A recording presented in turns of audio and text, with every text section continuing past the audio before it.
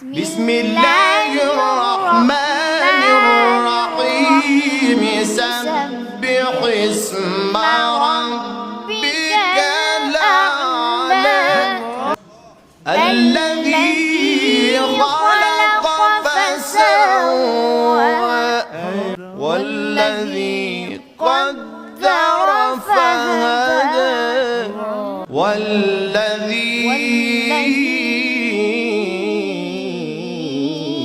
أخرج المرعى والذي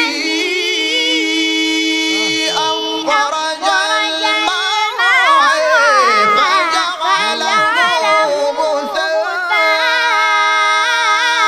نحوه سنقرئك فلا تنسى